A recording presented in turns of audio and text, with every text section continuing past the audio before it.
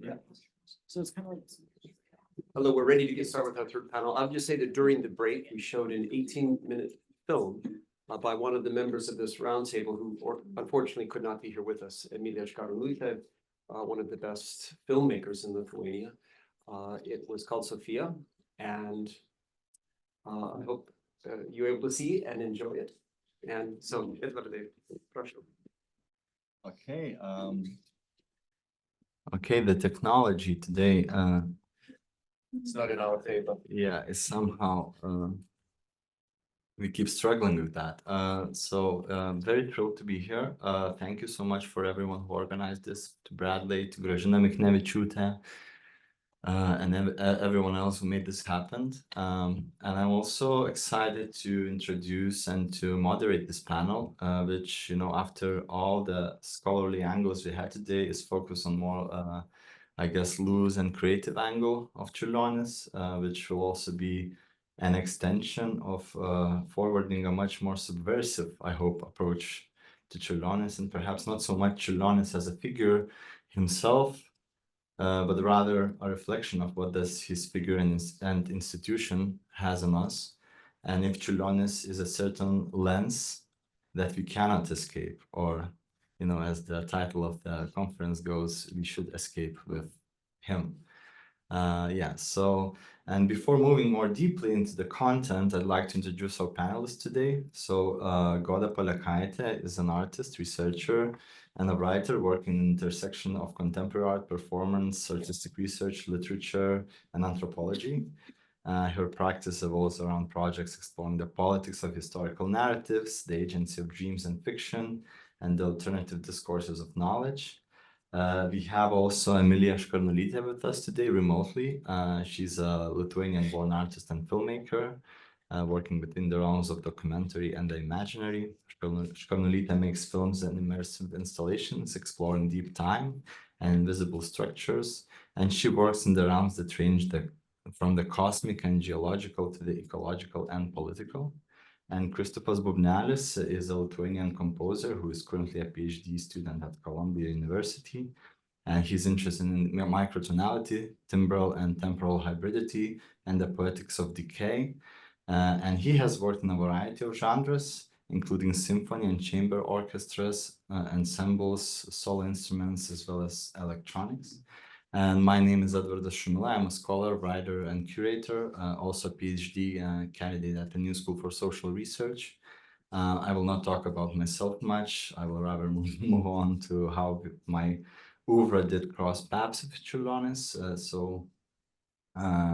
Also eventually giving the title to the symposium too, obviously, I think. So philosophically, I'm interested in the political commitment of art. And when offered to create and edit the journal on Čiurlionis, I was convinced that I'm quite happy not to do anything for the upcoming Čiurlionis anniversary.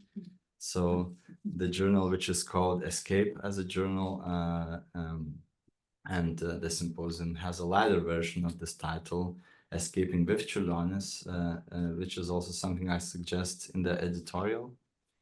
We'll proceed like this. I'll just give a brief presentation of my practice when creating this journal, and each of us will present our work for, I don't know, 15 minutes or so, and then we'll move on to discuss what does that imply. We'll see.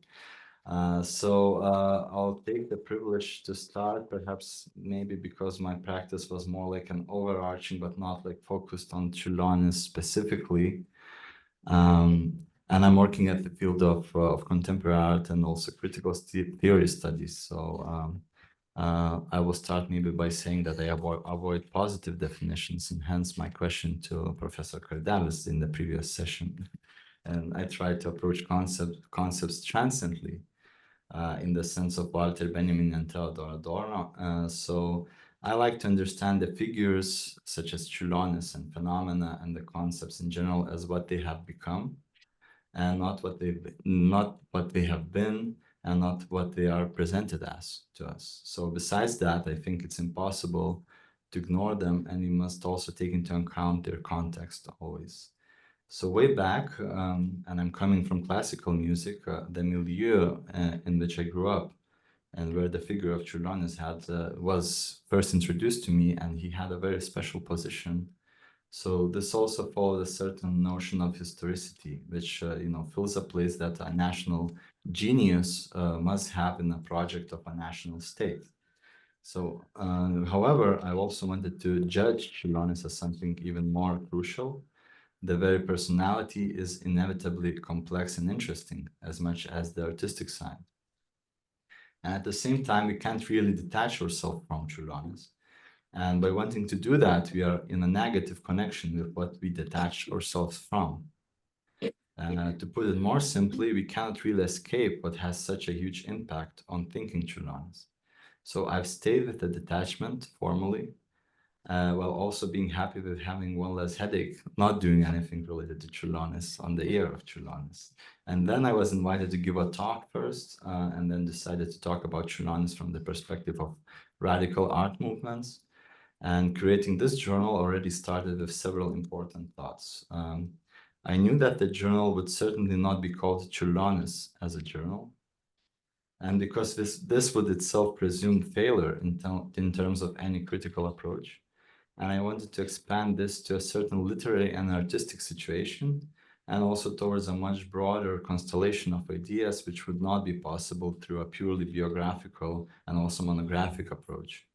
So I had to articulate this in an announcement in an issue before promptly. So I tried to weave several threads, which, as it seemed to me then, were leading me somewhere.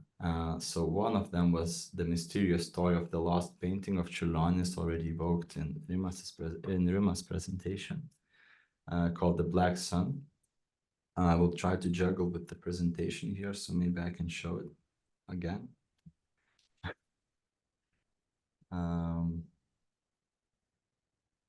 So as was also mentioned, this painting belonged to Stravinsky family, according to certain sources, Stravinsky himself. And another important side is Čiurlionis' connection with anthroposophy and also theosophical kind of zeitgeist of the time that seems to have been all around him. But all of this had to be looked at critically and enriching and saturating that picture that we already have of Čiurlionis, with complexity and different contexts. So I thought it was immensely interesting that Čiurlionis' works that we know the best, I mean his musical works, his symphonic poems, were never heard by him when he was alive. And the manuscript of the Sea, which I saw in the big exhibition dedicated to Čiurlionis and his contemporaries in Kaunas, just proves how important it was for him, because Čiurlionis' manuscripts generally are kind of messy and oftentimes unfinished. And as Professor Landsberg has noted, they are solved as puzzles.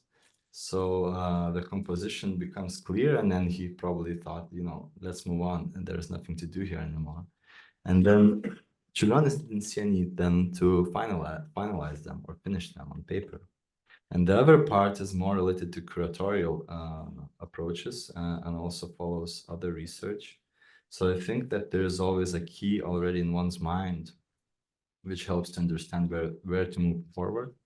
So in the beginning, finding direction came through his composition from 1903, which I saw in the dissertation book by Valentinas Klimašauskas called Telebodies, Bleeding Subtitles for Post-Robotic Scenes, published by Moose. Let me just also fetch it.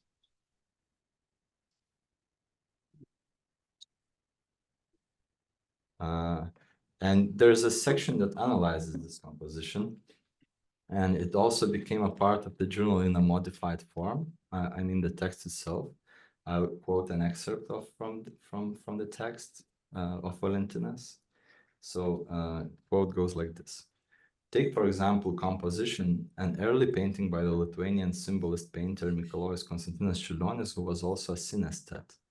The most straightforward and somewhat reductionist interpretation of this work would be that it represents the antagonistic world as it was characteristic of the rather symbolist Art Nouveau period, light versus darkness, a primordial chthonic hybrid creature of uncertain gender versus celestial female figures, etc. On a closer inspection, it becomes evident that the painting is more sophisticated than that. Let's start with an exceptional occurrence that the painting contains. The two rows of fairy-like cloud women meet in the middle of the painting, holding the sun above a gap of a greenish-brown forest wall. Together with the sun, they seem to form a bridge. Below the gap, we see a mythological hybrid creature that looks like Gollum from the Lord of the Rings. This figure, who is almost in a fetal or, depending on interpretation, in a defecating position, seems to have its right hand stretched out in a greeting, end quote. And the analysis continues, and I was drawn to moments where Čiurlionis appears unexpectedly. And this is really my approach, even back in my early studies when I had to present Stravinsky. I usually took up unusual contexts and also such as Liudas Truikys, absent from the journal, unfortunately, and Čiurlionis too. I tried to pick those works that were the least cliche for us. And then it is important to converse, and conversations with different contributors to this journal have been particularly fruitful. And as much as Valentinas, whom I already mentioned, helped me to remember Donatas Jankauskas, I would like to show another picture of Saint Rock. Yeah, here it is. And unusually for Čiurlionis, it is an oil paint and was done by Čiurlionis, and which this picture you can see in Kidulei, a village church. And the dog at the bottom is Lamore, which belonged to Čiurlionis' family. And at the same time, it's a sort of a side job for Čiurlionis. And this brings to my mind the thought that Čiurlionis does not appear as a very technical painter. The proportions are seldom gracious. The works focus on the idea and not the technique. And here we see not very well done hands. And also the leg of Saint Roch seems to be too far forward. Albeit the dog is really cute. And you know, when creating exhibitions, when we have a certain totality of works, or even before then, the works evoke a certain background of ideas. And I try to expose them in such a way that the moment before any rationalization, a certain like je ne sais quoi moment of works have to dominate. And works of Goda were probably one of such moments. Just the work for this journal was not there yet. So her approach as an artist with speculative fiction and her work with historical figures, which also go through her own personality, and which you can see in her work Schismatics, strongly intrigued me. And because of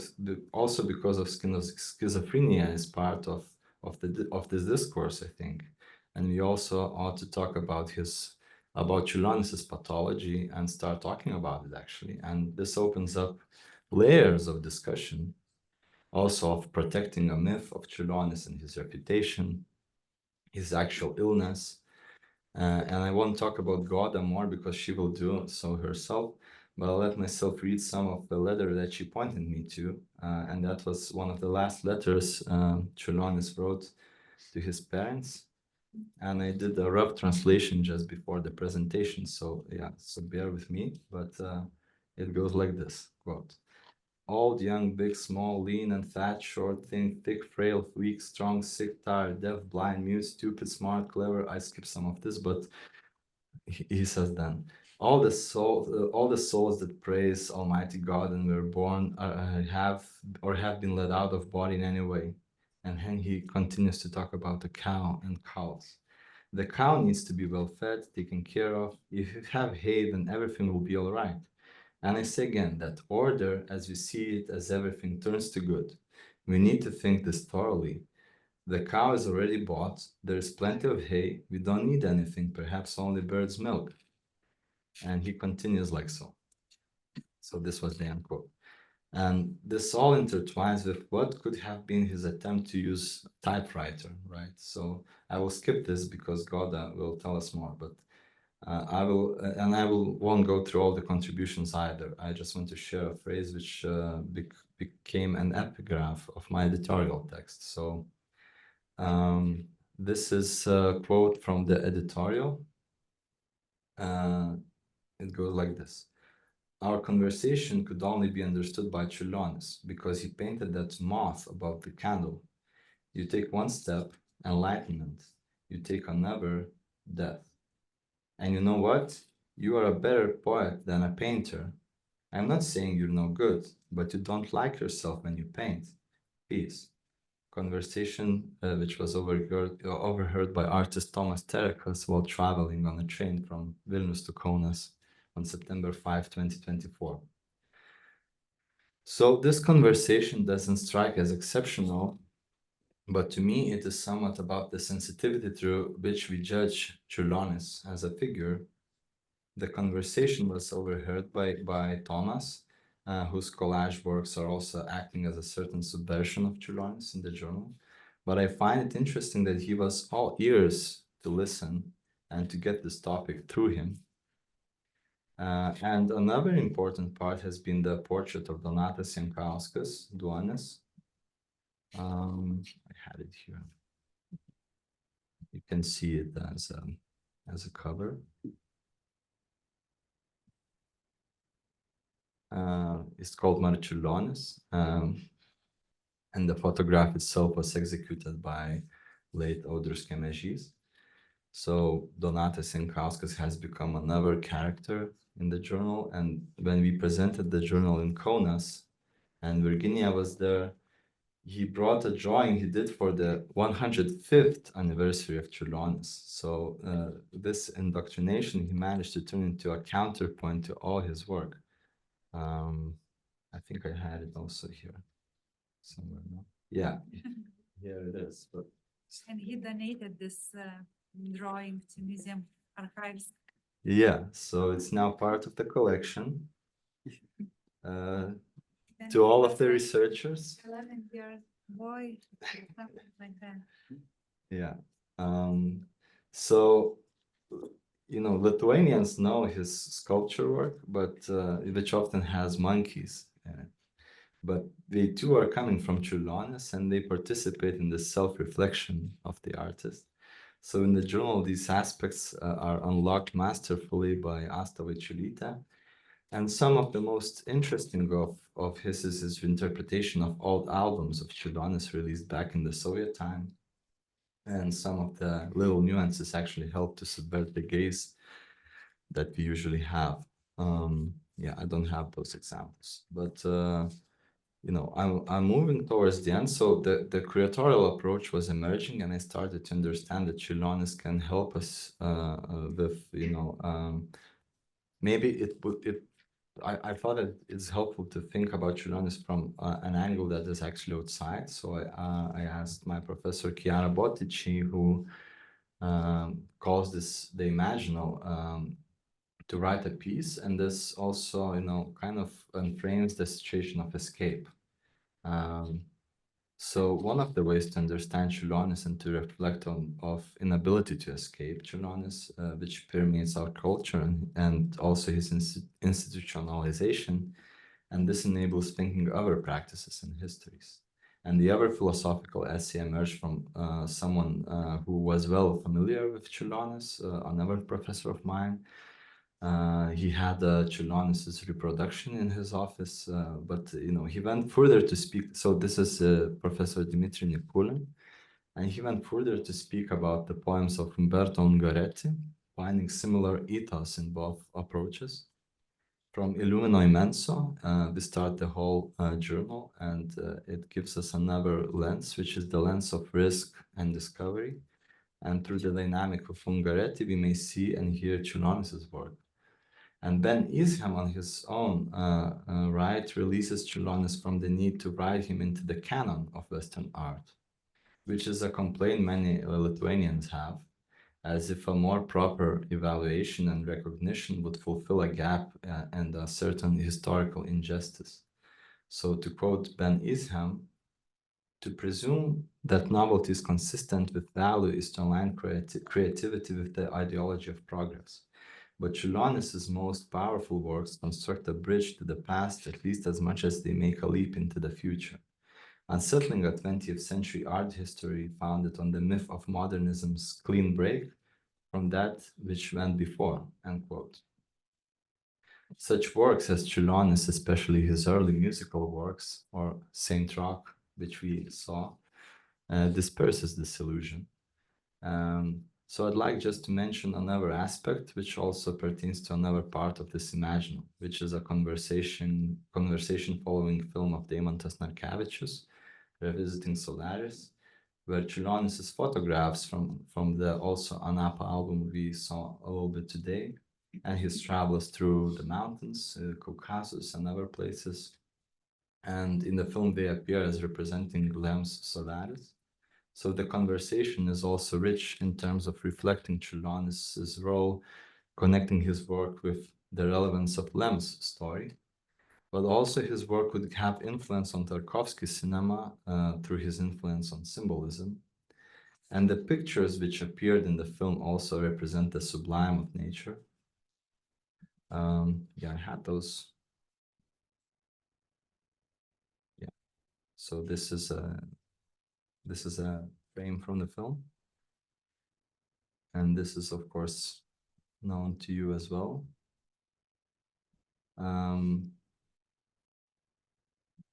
I think this is one of the most beautiful photographs we have from author we consider Lithuanian.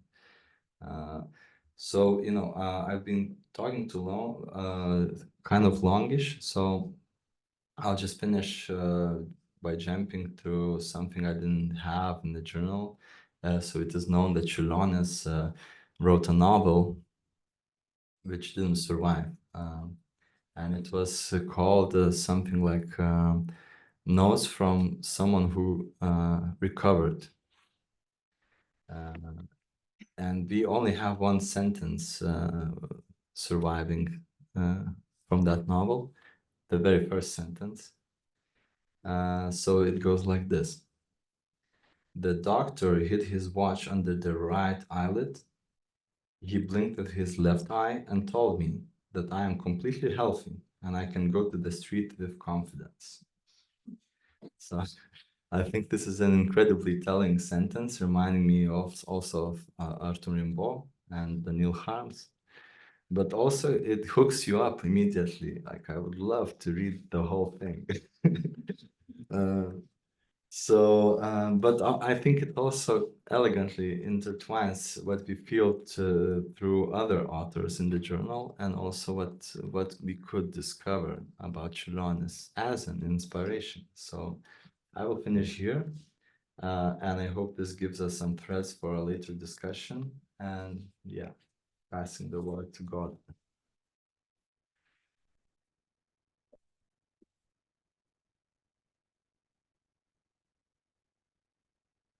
Hello, can you hear me well? Let's see if I start sharing. You have to stop sharing the slides so Oh, that I so- can start. Because it doesn't allow to just interrupt you. But it's quite labai tyliai jūs pasišnekam. If it's closer, is it better? It's Okay, closer. just Thank you. yeah, just let me know if it's too quiet.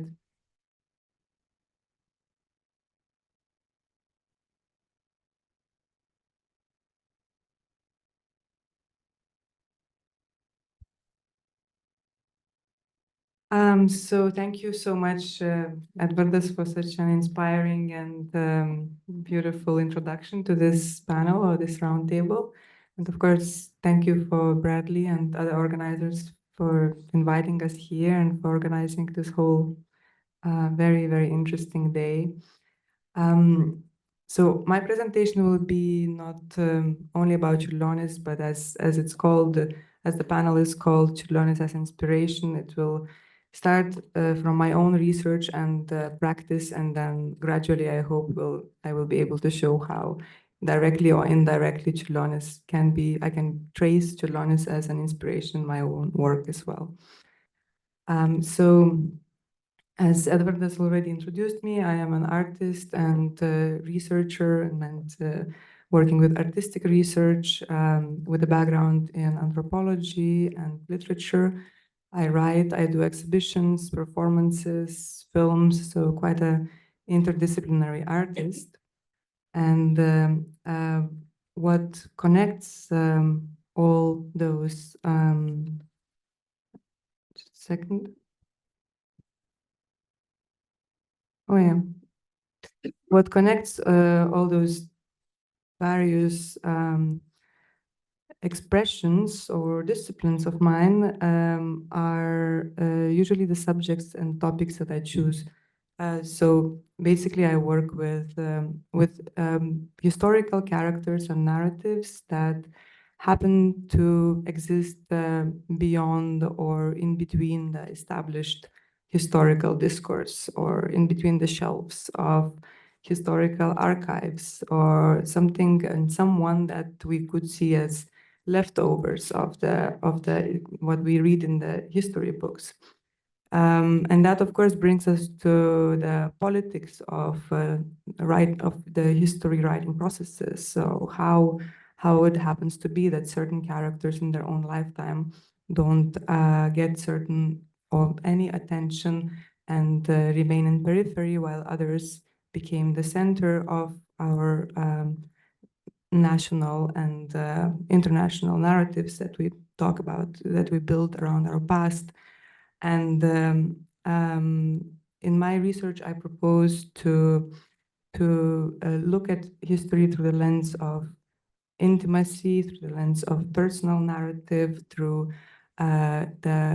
looking at the agency of dreams, nightmares, personal experience as something that can tell about the past, while it is not necessarily inscribed in the official books that we learned at school or at university as part of the history class. So recently, meaning a month and a half ago, I defended my PhD dissertation in visual and audiovisual arts at Hasselt University, which is in Belgium, which is called, the dissertation is called Ode to Teachers, History as Private Narratives, Lives Beyond Normativity, the unclassifiable, the ambiguous, the borderline and borderless, overwhelming existences and personal experiences, such a long and self-explanatory title. And so here I, beyond this what already the title says and what I mentioned before, I try to relate through history as a polyphony of voices. So in a way, it is a critique of this objective historian's voice, which not to say, of course, that every historian is performing this objective voice, but let's say that is the established discourse of history. So it is a critique of that, and instead trying to find ways and methods, and usually that would be, in my practice, that would be artistic methodologies and artistic modes of speaking in order to revive or to summon the voices that are no longer there, and maybe that have those that have never had been heard while they lived, such as Čiurlionis himself. And so now I would like you to listen to the voice of Čiurlionis that I recorded just a month ago.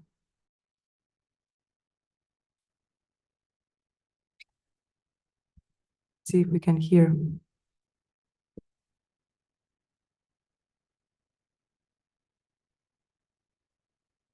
Hallucinating Čiurlionis 1, typewriter by Goda, Palekaitė. Warsaw, 1904. I am. My tolerance for technology is a limited one, yet here I am. Pressing your keys for the first time, here I am. I am. I decided I will never become rich. I will achieve nothing, but I will know me, my own plight.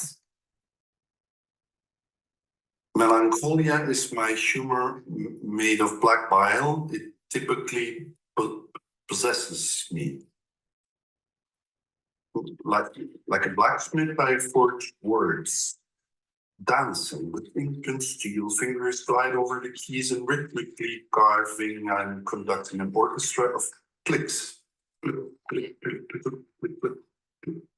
I try to capture the lights of the sea. It would have been indescribably good if not the darkness that appeared in my imagination, casting the shadow of a bright sky, and shadow made me shrink into shadow myself. It would have been extraordinarily bright if I had been lighter myself. I thought hallucinating Čiurlionis, one of clicks. Shadow of a bright sky, and shadow made me shrink into shadow myself. It would have been extraordinarily bright if I had been lighter myself. I thought of you, and the sky was clear, but again, one cloud. There was a cloud, and then another, and then many, and more, and so on. The only technology I know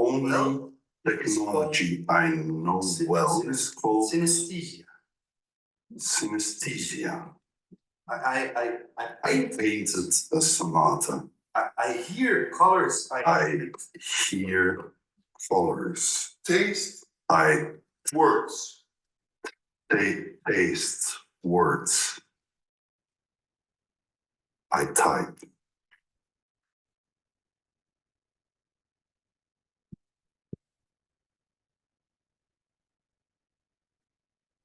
So this was, in fact, the voice of Kersten Berkela, who also edited the sound piece. And it was recording on the occasion by the invitation of the sound art festival called Muzika erdvėje, or Music in Surroundings, which happened in Lithuania across several different cities this September. And the whole festival, as many events this year, was dedicated to Mikalojus Konstantinas Čiurlionis and his legacy and interpretations of his work. And so originally, the sound piece is based on this visual poem that you see here, written in this hectic, chaotic way, and which was published in the journal Escape as a Journal by invitation of Edvardas. And so here I am, maybe first I have to say that when I got the invitation of Edvardas, my first thought was that I am no way an expert of Čiurlionis, like so many people here today are experts of his work. And in fact, I started reflecting on what I, as a contemporary Lithuanian contemporary artist, working across disciplines, what do I know, or how do I relate to him as a figure and as an artist? And of course, I grew up with this figure and his work, seeing it everywhere. And the museum in Kaunas is the first museum where school kids are being brought to visit, and in growing up in the late 90s and early 2000s. And of course, many of my friends attended Čiurlionis school, and so he was somehow everywhere. But at the same time, I have to say that it was not the name that was pronounced very often in the circles of contemporary artists. And I'm not talking about music, people coming from music, but more like visual or interdisciplinary artists. I could not really relate, really connect to him directly, at least. And so I was wondering how and why, and how does this gap between this very extremely relevant historical character and us artists working, contemporary artists working today, how this gap, how could it be bridged? And so I decided, being obsessed with historical figures that feel far away from me, I decided to try to bridge this gap and to summon Čiurlionis.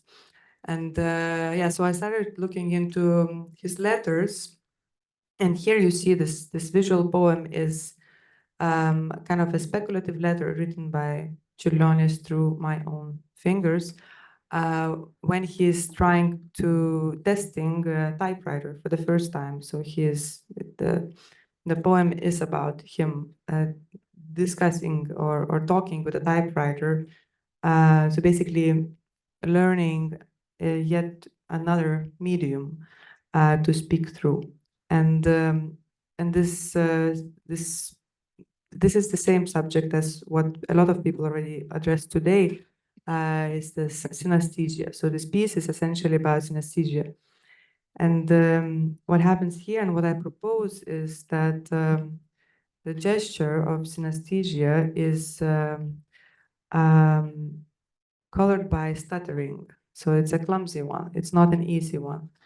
And maybe this we can bring to the discussion further, because I noticed personally the stuttering in a lot of generally in the figure and in the works of Čiurlionis, and that I think is interesting.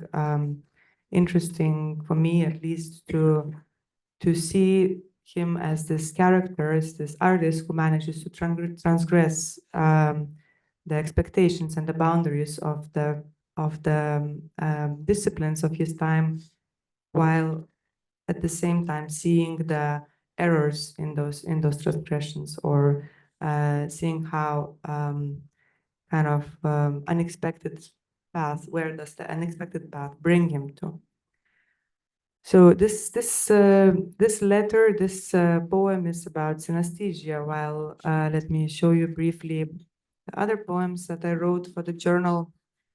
This one is called Sketchbook, and this is me describing, or Čiurlionis describing his paintings, his most famous paintings, in certain keywords, almost like writing notes or drawing with a typewriter, drawing the notes with a typewriter.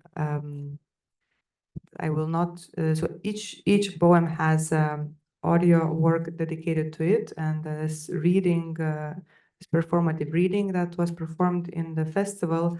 But I will not play all of them, just for the sake of time.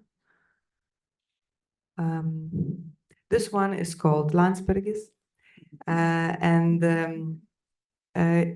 it is looking at the question of the national Čiurlionis as a national hero. And in this poem, essentially, Čiurlionis is summoning Landsbergis. So he is dreaming about his fame that will come after his death, and he is basically asking for this museum to be built and for him to become the artist of the nation.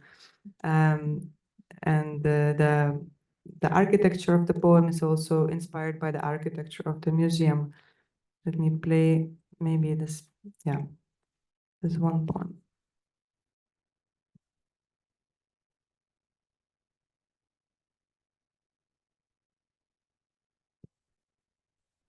Hallucinating Čiurlionis 3. Landsbergis by Goda, Palekaitė.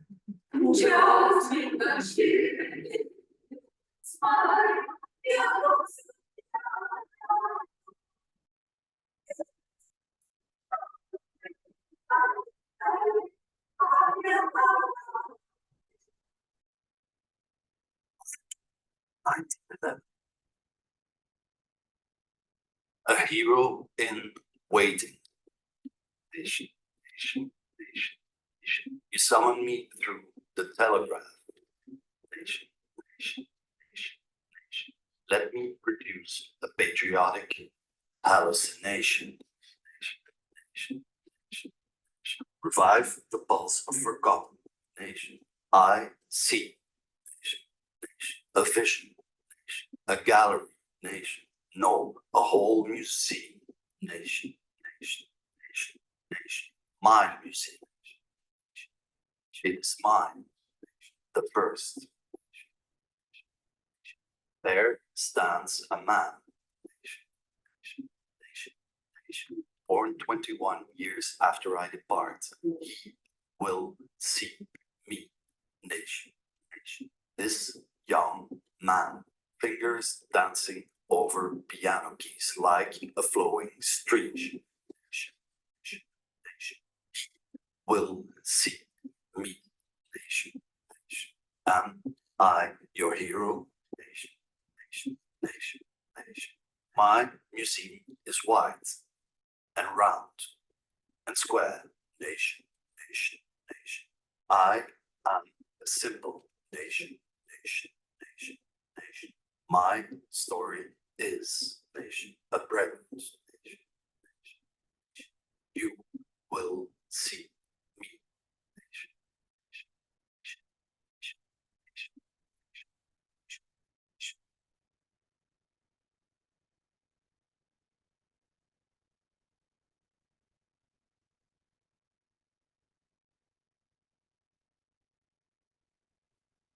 That's again also thanks to Gert van Bergelaar, whose voice is Čiurlionis' voice, and who also edited this sound piece. So maybe just to round up here and leave time and space for others. What I want to come back briefly is to synesthesia. And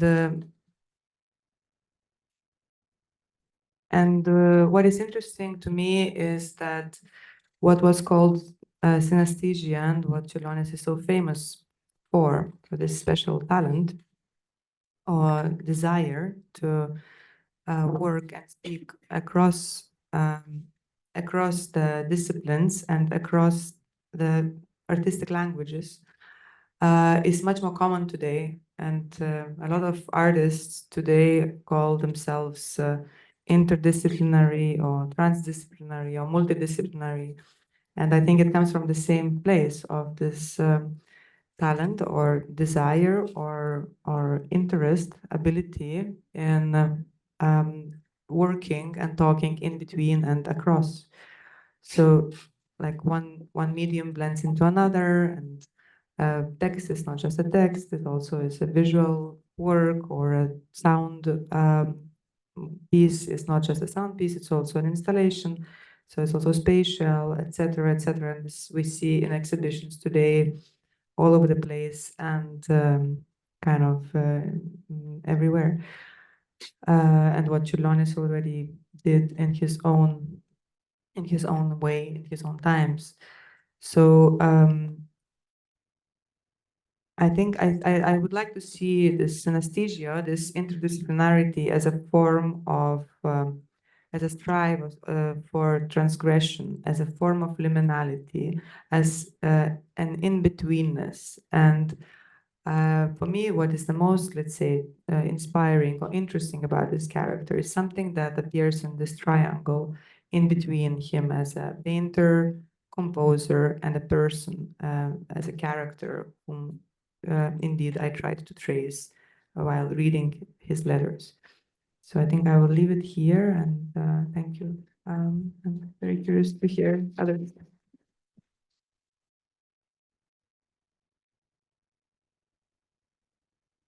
Do we have Emilija? Yes, yes. Yeah. So perhaps let's move to your presentation.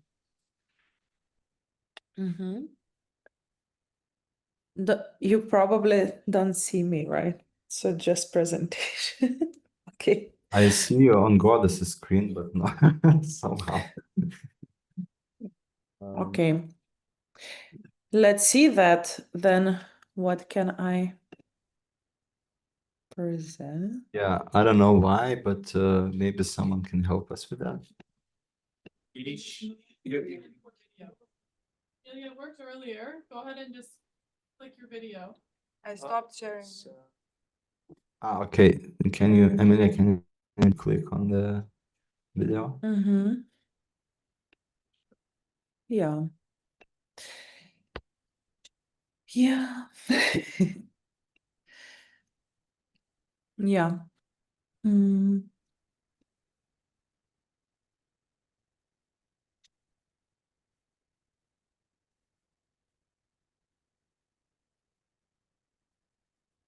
I feel like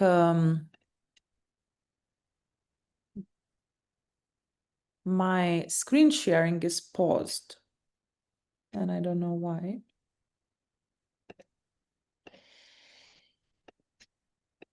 But I'm also prepared to like talk.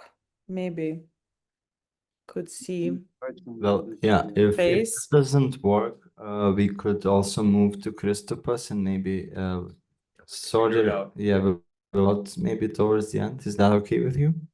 Yes. Okay. Showing. Emilia should maybe restart and then.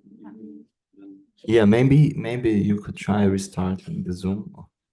Mm-hmm. But if we go over time, Share the wrong screen. You finished sharing. I have. I even turned off Zoom, so to be sure that it's not.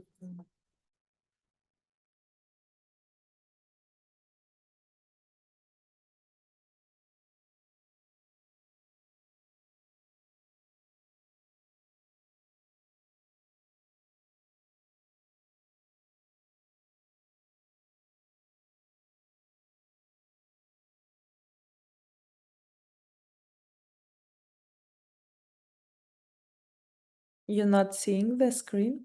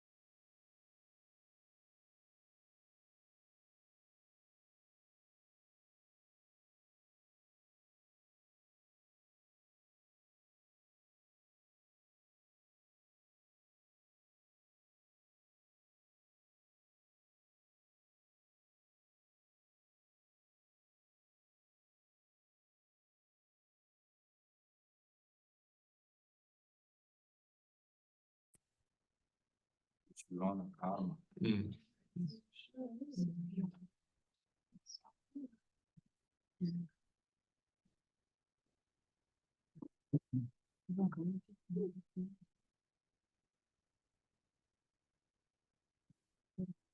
Are we good? I hope everyone's hearing me over Zoom as well. Yeah, Yes. just texted me, she's there. Perfect. We have a sign from God. Hi, everyone. Thank you so much for your patience already at this late hour of the afternoon. My name is Kristupas Bubnelis. I am a Lithuanian composer and scholar, currently based in New York. It's my pleasure to be at this conference, and I would like to thank, of course, Bradley, Ruta, Gražina Michnevičiūtė, and all of other members who have made this event possible.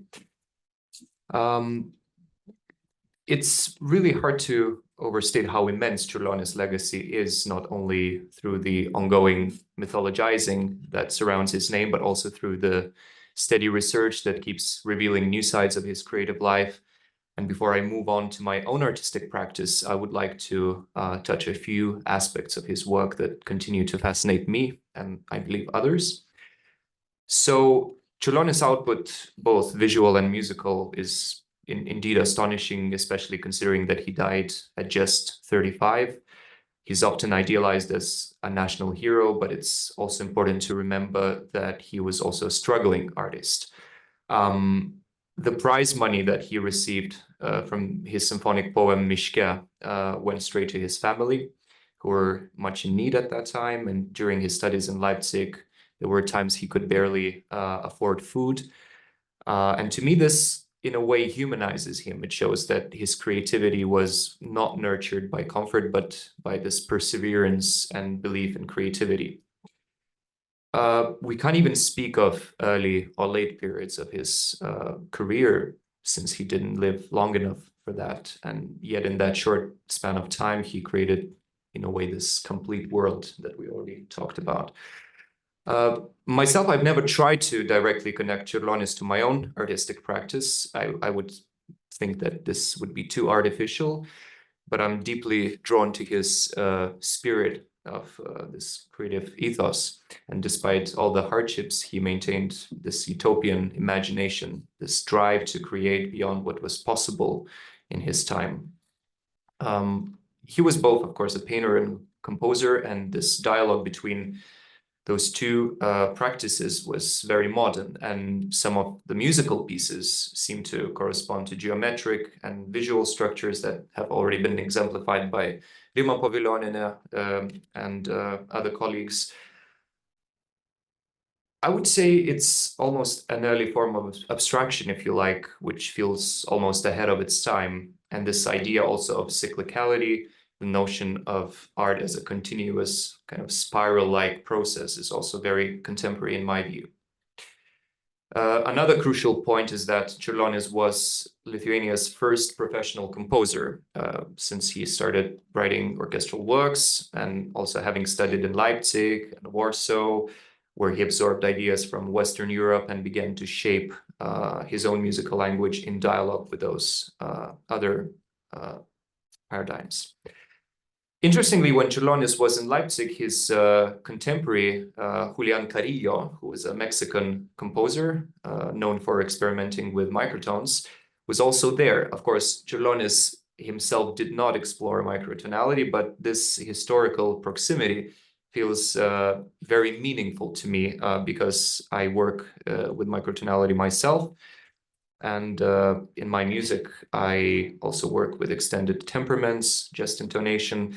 And I guess all of these ideas in a very limited way, I would say, might refer to what Čiurlionis was aiming for in terms of harmony. And I mean, from a very early age, I was aware that I also had synesthesia. For me, thinking in colors, harmonic colors, this in-betweenness of pitches, of pitch regions, was something that deeply inspired me. So I found this whole new world of microtonality very relevant and very inspiring. And I was thinking about my presentation today and what I could talk about, and I decided to present one of my recent works, which I feel resonates, at least conceptually, perhaps with Čiurlionis. And the work is called Grota. It's a composition for cello ensemble, modular synthesizers, and a quadraphonic speaker setup. This piece was created during a residency in southern Italy this summer, where I spent 2 weeks in the caves in Apulia, where, by the way, Maria Gimbutas, our well-known researcher, also worked. And I was fascinated by this archaeomythic atmosphere of those spaces, their silence, their geological temporality. I made impulse responses of those caves with microphones capturing their acoustic imprints and began constructing a kind of a imaginary sonic environment, which in a way mirrors that sense of slow, kind of almost mineral transformations. So yeah, as I said, Čiurlionis for me is important as the first professional Lithuanian composer. Some of his constructivist and structural parallels between the sonic structures and graphic objects, studies abroad, which I think kind of delocalizes him. And I think this is a really important paradigm to talk about him. And also he could be considered as this kind of proto-intermedial artist. Of course, this notion did not exist at the time, but this interchangeability of the visual and sonic is extremely appealing. So this piece Grota, which translates as a cave, I thought about one of Čiurlionis' seminal works, Ramybė, Serenity, which is kind of an exterior, of a cave. And then another artist that inspired me greatly was Brazilian writer Clarice Lispector, and she also painted many of those grotas. I mean, the title speaks for itself, Interior de Gruta. And yeah, I just thought this is kind of this idea of recreating an imaginary cave, creating a sonic cave. I mean, in my creative process, visualizing the sonic processes is also extremely important. So I'll always kind of work with shapes and colors that help me map out the ideas. I mean, this is just one of many sketches that occur in my creative process. And I would like to show a small excerpt of this piece. Hopefully the sound will transmit through my speakers. That was recorded just recently, almost less than a week ago in Vilnius.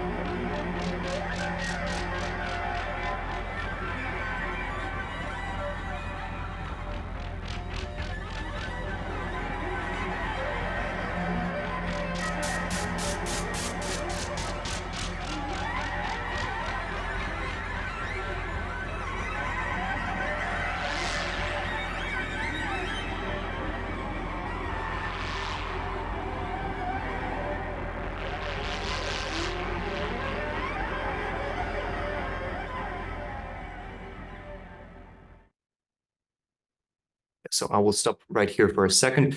I think it would be interesting to show a small excerpt of a score because I remember we talked earlier about this temporality and color, and I think in this piece,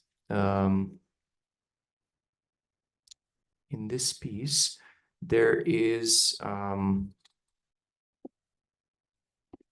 there are shapes. This is a very loosely notated score. Let me try and share this. Should work. You can see, for instance, here you have these shapes that remind of, I don't know, mountain ranges or something, you know, that are left to be improvised freely for the players. These are just touching the string lightly and producing very high harmonics. So this idea of leaving the space for the performer to improvise and something that is fixed temporarily, every player has a time code, I think was one of the sort of conceptual keys in this work. Now going back to the presentation. Going back to the presentation, I would like to share this quote of Clarice Lispector that I found in her book Agua Viva, Live Water, it translates. And I think it perfectly embodies this idea of Čiurlionis, quote, I want to put into words, but without description, the existence of the cave that some time ago I painted. And I don't know how, only by repeating its sweet horror, cavern of terror and wonders, place of afflicted souls, winter and hell, unpredictable substratum of an evil that is inside an earth that is not fertile. I think this passage is so full of intertext because this infertile earth not only refers to the cave, but it also refers to the female body, the body of hers that she could not expect children. And I mean, it's so multifaceted and it's fascinating that it evokes, you know, her creative practice. It's also some kind of embodiment of this idea. And it's very sort of implicit. There's nothing exactly direct about this quote. And I like this idea that the piece can also just be referential. It does not necessarily need to refer something precisely. Perhaps I will jump now to another piece, which is a very different one. I mean, it often happens to me that I'm inspired by pieces by fellow artists, and in this case, it's our prominent painter Kęstutis Zapkus, whose work Tracking Flux. I mean, he's often inspired by musical compositions, and especially contemporary pieces by Olivier Messiaen, Pierre Boulez, and others. And it was my rendition of this piece. I mean, it does not necessarily refer to any particular structural parameter of the piece, but it kind of evoked a certain imagery in my mind. And this is a short excerpt of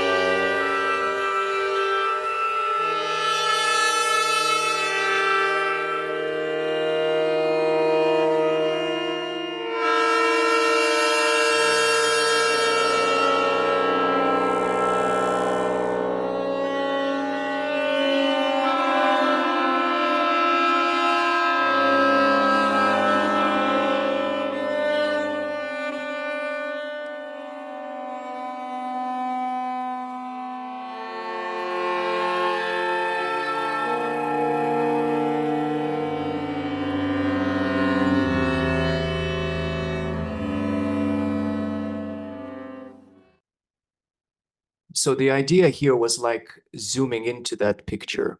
You can see, you know, the sort of grand scale of the whole picture, but you can also zoom in and then the tempo changes. So it's tracking flux quite literally. Another aspect of Čiurlionis that I found for myself, which I was not aware, I mean, and it's kind of common to many artists, is the cyclicity, of course. I often like creating multiple panels of works. So in this case, it was a triptych with my good friends Arnas Kmieliauskas and Laura Kmieliauskaitė, 20 Fingers Duo, and this was a set of 3 pieces that correlate in certain musical parameters. And I will just show another small excerpt.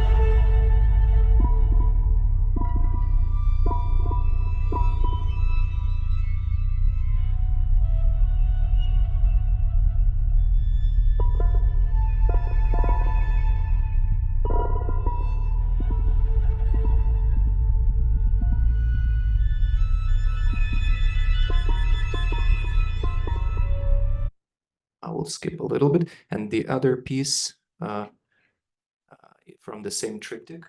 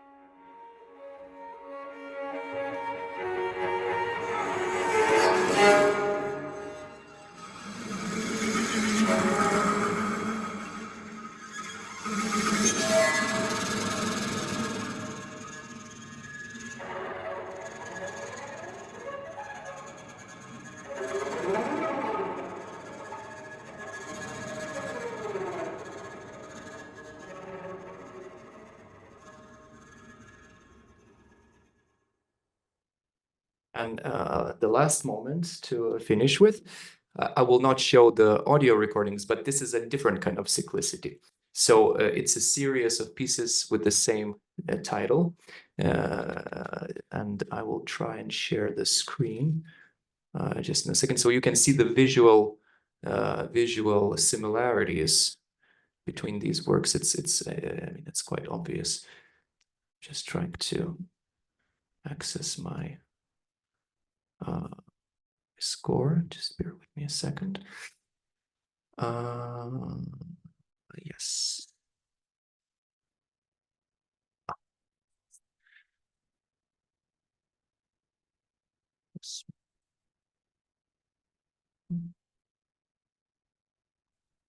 Okay, so here is a score of one piece. A recent. Can I share the screen and the PDF? Trying to see where it is. Is this one? Oh yeah, there it is.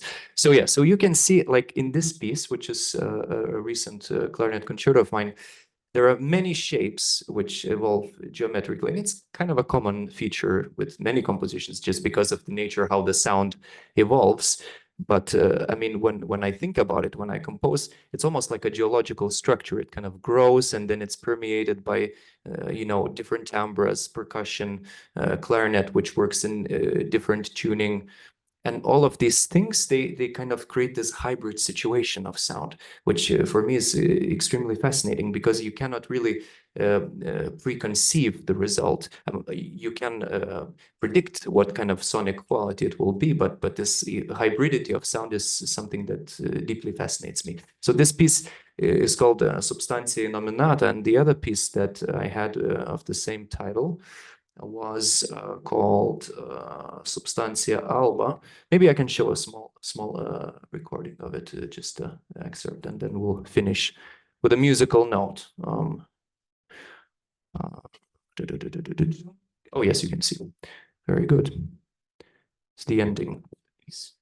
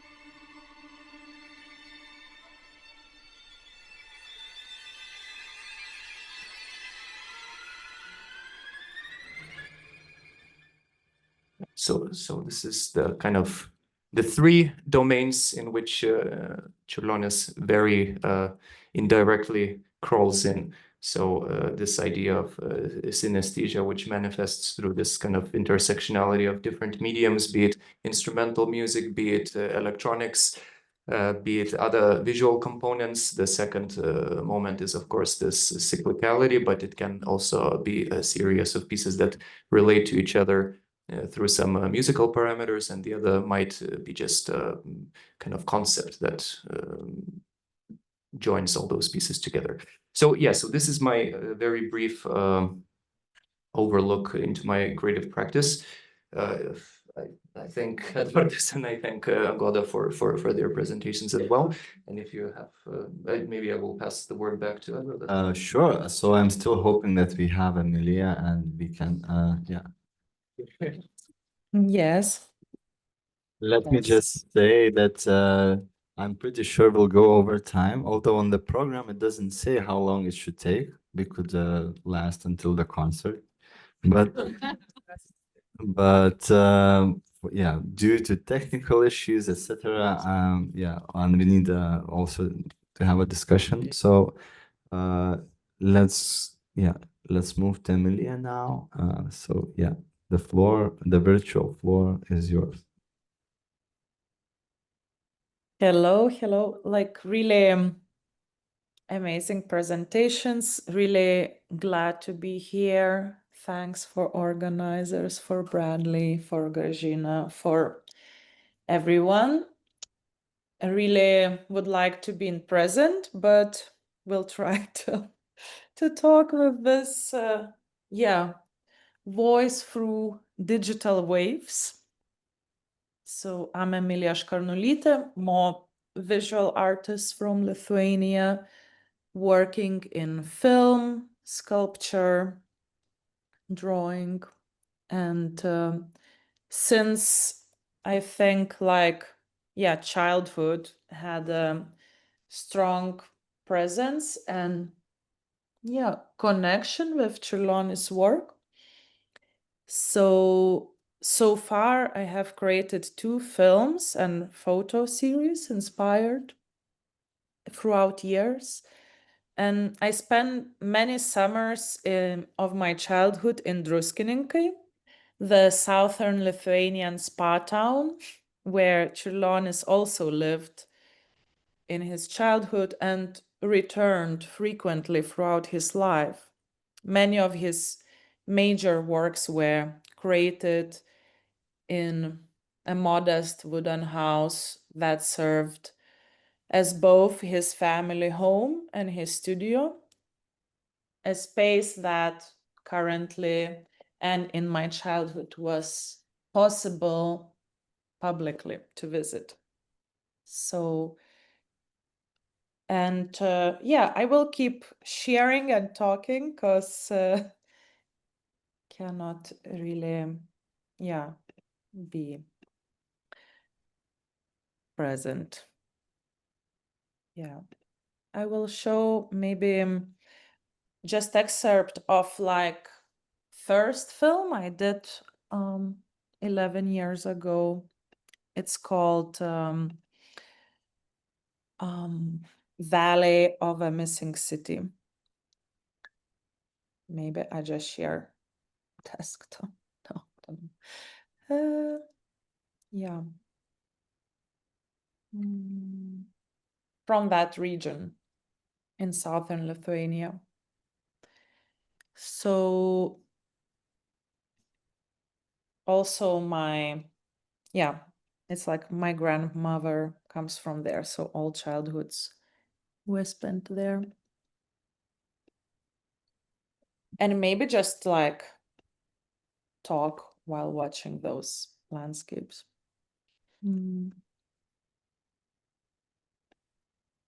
Yes.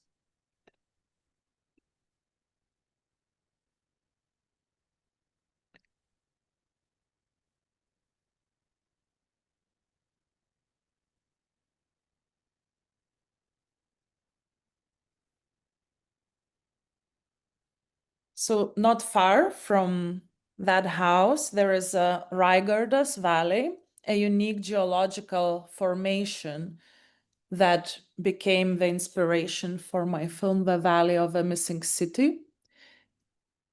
I always was interested in, myth and looking to the world through mythological characters' perspective.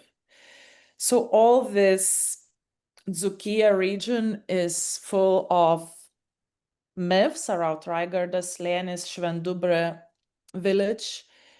Every stone has a story of specific devil or closing the ports to the different unknown cities, invisible cities. And it's also specific geological formation that descends yearly, almost half a meter in that valley.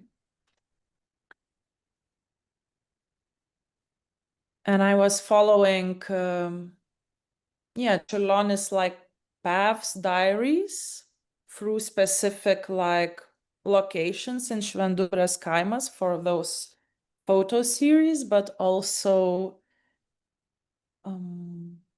yeah, like at 5 a.m. in the morning, it's possible to see some of those landscapes through the fog, like Ramybė painting, for example.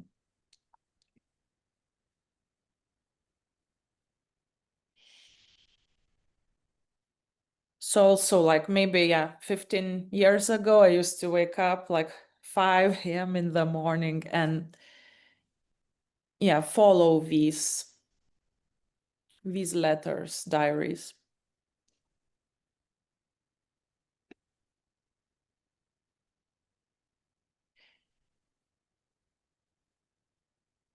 Yeah, this is the Raigardas slėnis. And then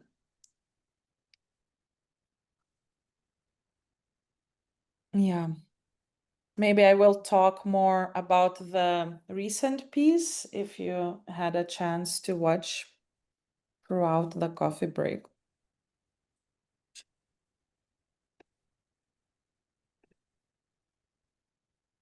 But the main inspiration,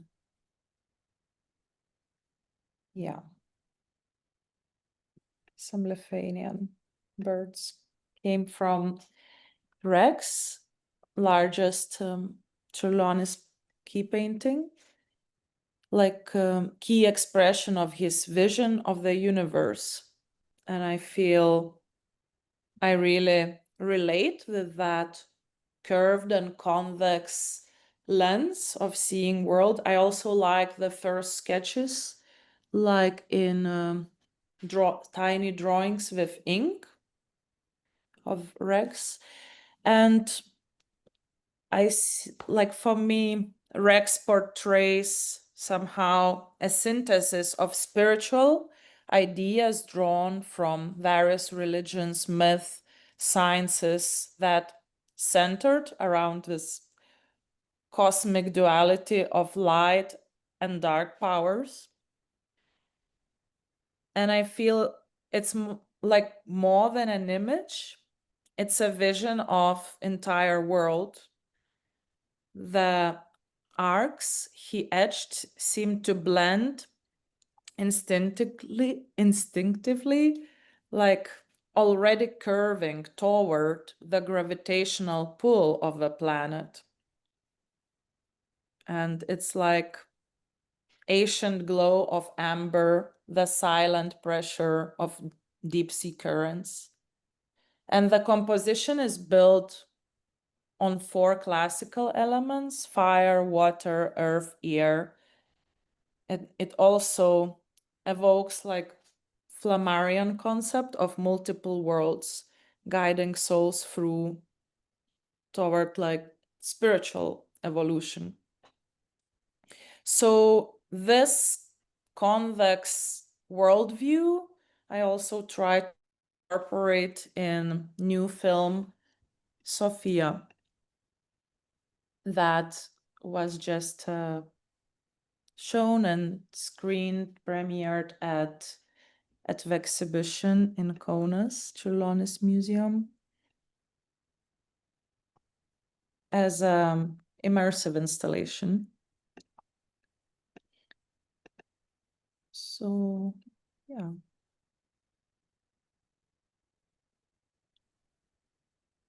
So I used footage that I filmed throughout the years in different landscapes, like wetlands, marshes, ancient astronomical sites, places where myth and geology intersect, coastlines, landforms, deep sea basins. So somehow trying to see this planetary reshaped Rex world. Here, for example, we see at the gorges of Guadalajara River, and it's huge droughts now currently in southern Europe. It's also that area in Andalusia called frying pan of Europe. So like these worlds from macro to micro, the rivers, like from the tiniest valley expanding into more planetary vision. Also, recently in Spain, there were these Asian civilizations revealed because the water level changing constantly. Here were other copper mines in Spain. And myself, I studied graphics and sculpture. And I think with this piece, I'm returning to more, beginnings and drawing and graphic practice. And I dedicated this film to Čiurlionis' wife, Sophia, within the context of comprehensive series of goddesses I'm currently work on. So dedicating each piece and research. And so far, there are 8 goddesses that live in the pantheon. So Sophia, Tethys, Shirashia, Hypoxia, another film that dedicated more to the research of Baltic Sea, Riparia, Aqualia in Amazon basin, Rachne, Cyrenomilia. And currently, I'm overseeing this expansion of various goddesses embodiments for upcoming solo exhibition at Tate St. Ives, opening this December. So working on these diverse, transformative representations of the divine feminine. So maybe while Čiurlionis Rex was dedicated to the king, to the ruler, we don't know what gender, but Sophia is more dedicated to queens and goddesses, and more circular power, shapeshifters. So these are all images and footage I tried to curved through this lens, through convex lens, and this graphic drawing by Čiurlionis was also inspiration for it.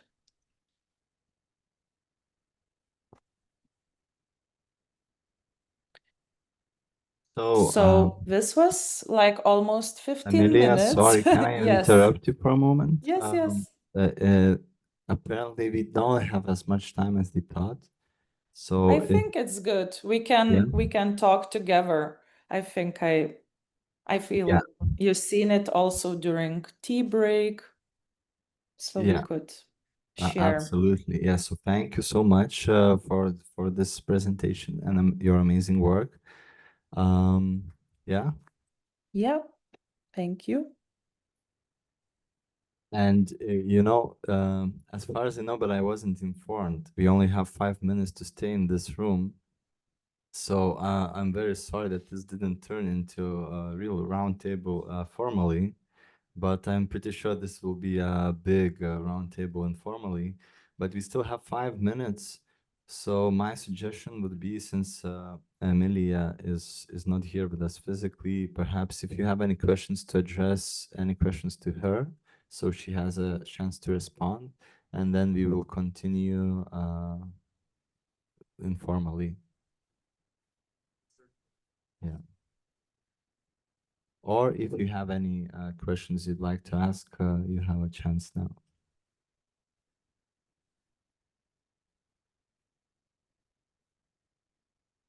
Yeah, Maxim? So, look, I have a question to you. I like very much this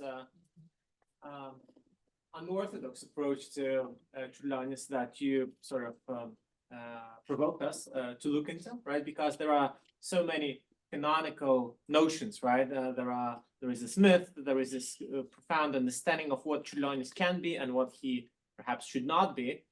So now you are, of course, not only you've been the editor of that special issue of the magazine, right? But you also following the debate in the more kind of profound academic milieu, whatnot. What's your estimate? I mean, when at the end of the day we'll get rid of this, kind of grand ambition that was there at the time, and it served the purpose well, I assume, right? Because at the end of the day, when it comes not just to the topos, but to topoi, right, to multiple spaces that we relate Čiurlionis with, not just geographies, but also imagination. I mean, we have pretty much the same picture there, right? But what's your take? I mean, 10 years from now, 20 years from now, will we be able to talk about Čiurlionis as a human being, right, with all of the complexity that human being suggests, or still would rather be driven by this, grand statue that's been so successfully placed in our, imagination and our perception of what does it mean to be actually a Lithuanian national hero in a way, right? Thank you. Yeah. Thank you. Great question. And I hope other panelists can respond to that as well. And I'm probably not the person who academically is really on the pulse on the debates, but I think, and that was one of my questions I had for the panel actually.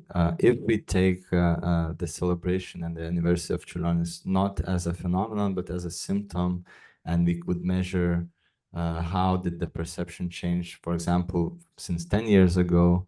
And I would be curious to hear, because it's kind of a socially mediated thing. It's very hard for one person to decide. But if I take case of us here, for example, I think the way we employ Čiurlionis, the way we approach Čiurlionis, both artists today, and if you think about I know musical examples more, but there have always been homages to Čiurlionis, etc. But now we have a much broader sense of how we can approach the figure and the personality. And I think there is much less feeling of this sanctity that, you have to not spoil the image of this great figure. So I'm just wondering what do others think?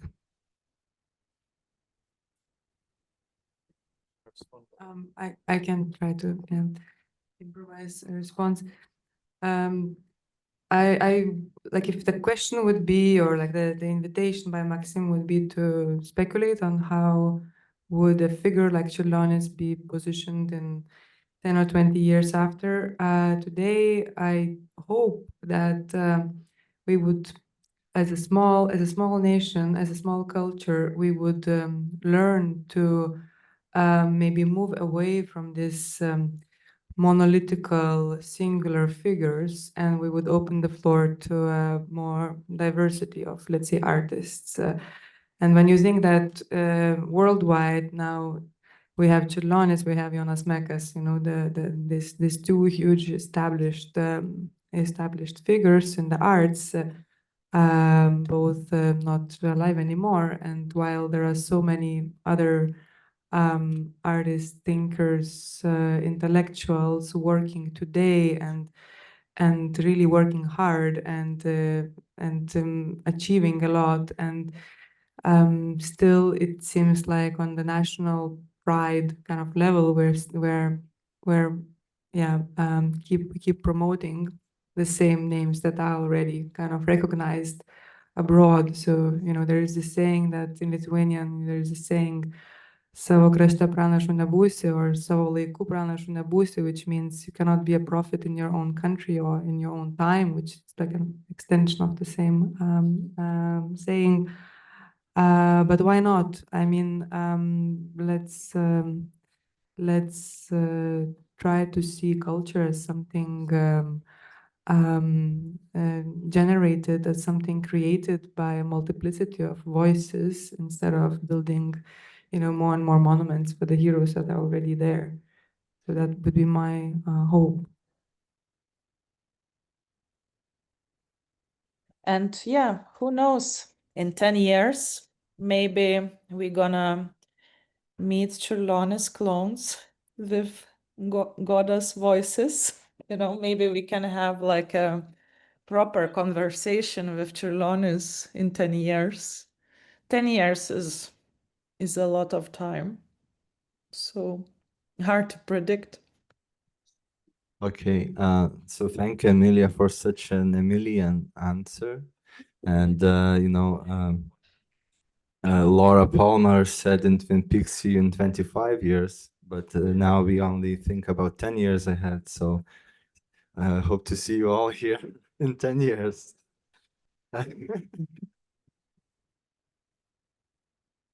Thank you, Edvardas, for nice moderation.